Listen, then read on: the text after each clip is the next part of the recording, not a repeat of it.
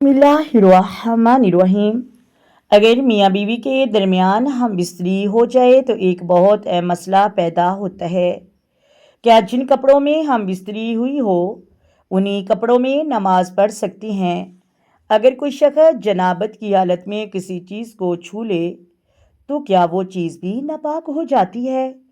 इस मसले को अच्छी तरह समझ लीजिए, क्योंकि इस बारे में बहुत सी ख़वातीन को गलतफहमी होती है। सबसे पहली बात, सिर्फ हम इस्त्री करने से कपड़ा नापाक नहीं हो जाता। अगर मियाँ बीवी ने किसी लिबास में हम इस्त्री की लेकिन इस लिबास पर कोई नजासत नहीं लगी तो सिर्फ हम इस्त्री की वजह से वो कपड़ा नापाक नहीं होगा। गुस्ल जनाबत इंसान के जिस्म और इबादत के लिए ज़रूरी है, लेकिन जनाबत की हालत का मतलब यह नहीं कि इंसान या उसके कपड़े हर हाल में नापाक हो गए।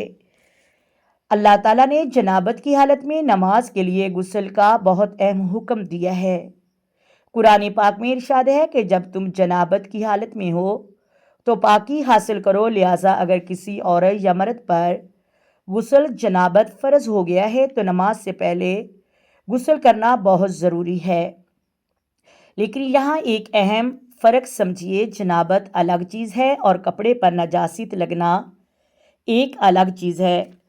मसलन अगर किसी लिबास पर कोई नजासत लग गई है तो नमाज से पहले उस नजासत को पाक करना ज़रूरी होगा। लेकिन अगर कपड़े पर नजासत लगी ही नहीं तो महाज उसी वजह से उस कपड़े में मियाँ बीवी ने हम इस्त्री की थी, कपड़ा नापाक करार नहीं दिया जाएगा। अब दूसरा सवाल बहुत अहम है। अगर कोई शख्स जनाबत की हालत में किसी चीज़ को हाथ लगा दे तो क्या वो चीज़ भी नापाक हो जाती है? जवाब है नहीं।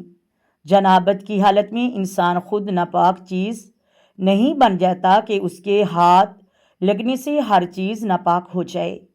नबी करीम सल्लल्लाहु अलैहि वसल्लम ने फरमाया, मोमन नापाक नहीं होता। ये सही हदीस बुखारी और सही मुस्लिम के अंदर भी मौजूद है। इसलिए अगर कोई औरत गुस्ल नजाबत से पहले अपने बच्चे को उठा ले या किसी बर्तन को छू दे या किसी कपड़े को छू दे या किसी दूसरी चीज़ को हाथ लगा दे तो सिर्फ जनाबत की वजह से वो चीज़ नापाक नहीं हो जाती।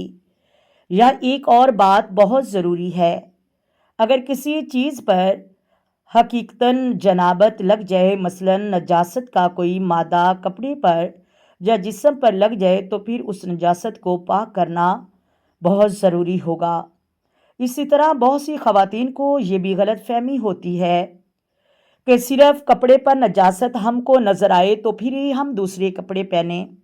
ये बिल्कुल गलत बात है। अगर आपको शक भी है कि कपड़े पर नजासत लग गई है तो वो कपड़े आप नहीं पहन सकती। उन कपड़ों को गुस्ल के बाद आप दोबारा इस्तेमाल नहीं कर सकते। इबादत के लिए तहारत का होना बहुत ज़रूरी है, पाक कपड़े का होना बहुत ज़रूरी है।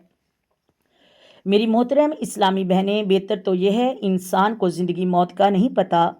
जब इंसान जनाबत की हालत में हो तो उसको जितनी जल्दी हो सके वो गुस्ल करे। वो सुनी सुनाई बातों पर अमल ना करे, बल्कि कुरान और हदीस को समझे और कुरान और हदीस की सीरत पर चलने की कोशिश करे। इंसान जल्द जल्द गुस्ल करे, खसूसी नमाज का वक़्त भी ज़ाया ना हो जाए।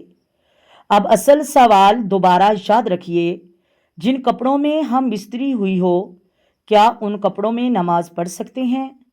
अगर उन कपड़ों पर नजासत नहीं लगी तो सिर्फ हम बिस्तरी की वजह से कपड़े नापाक नहीं होंगे। अलबत्ता अगर उन पर नजासत लगी हो तो नमाज से पहले उस जगह को पाक करना ज़रूरी होगा या कपड़े तब्दील करना ज़रूरी होगा। मोहतरम नाज़रीन,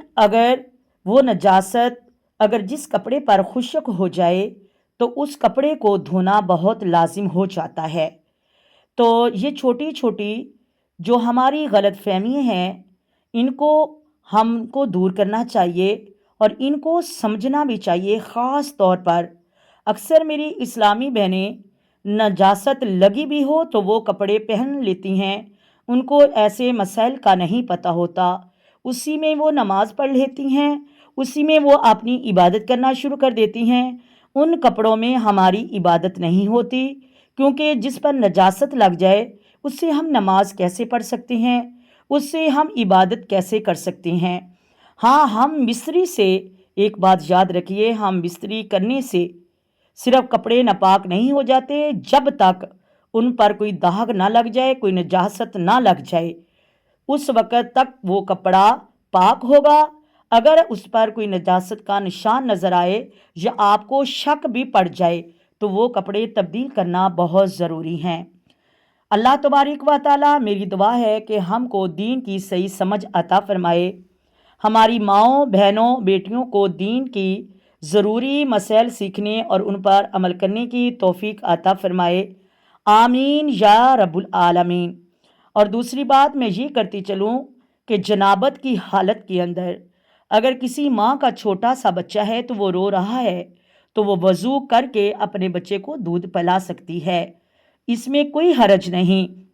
اکثر عورتیں کہتی ہیں کہ جنابت کی حالت میں اگر ہم نے بچے کو ہاتھ لگا دیا یا اس کے فیڈر کو ہاتھ لگا دیا تو وہ ناپاک ہو گیا، وہ اس کو باہر پھینک دو۔ تو ایسی من گھڑت باتوں پر ہمیں عمل نہیں کرنا چاہیے۔ اللہ تبارک و تعالی ہمیں سیرت مصطفیٰ پہ عمل کرنے کی توفیق عطا فرمائے، اور ایسے مسائل اگر زندگی میں آ جائیں جن کا نہ پتہ ہو، جو بہت پیچیدگی والے مسئلے ہوں، ان کو علماء سے پوچھنے سے کبھی بھی نہ شرمائیں۔ آئیں میرے ساتھ مل کر آقا دو عالم نور مجسم سرور کائنات صلی اللہ علیہ وآلہ وسلم کی ذات پر درود و سلام کے نذرانے پیش کریں۔ الصلاۃ والسلام علیک یا سیدی یا رسول اللہ، الصلاۃ والسلام علیک یا سیدی یا خاتم النبیین، الصلاۃ والسلام علیک یا سیدی یا رحمت للعالمین، الصلاۃ والسلام علیک یا سیدی یا محمد رسول اللہ۔ اللہ حافظ۔